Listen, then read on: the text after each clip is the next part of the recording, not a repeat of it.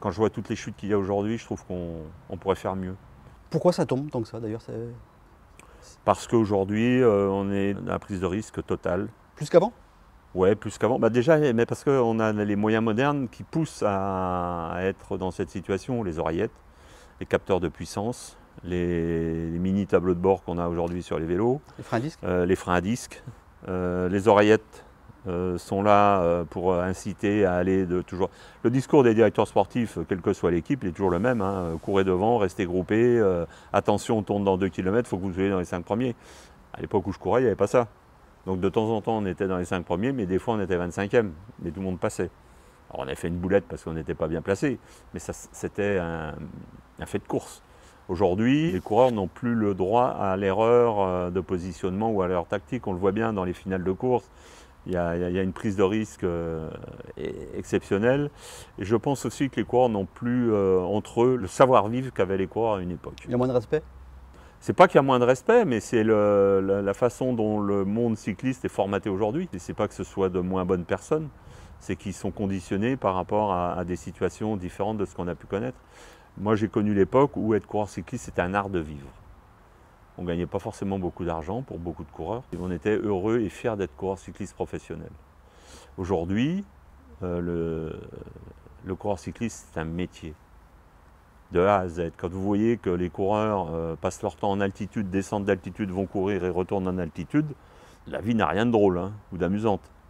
Donc ils vont le faire pendant un certain temps. Donc quand ils sont dans cette sphère-là et dans cette spirale-là, ils ont obligation et nécessité de prendre des risques.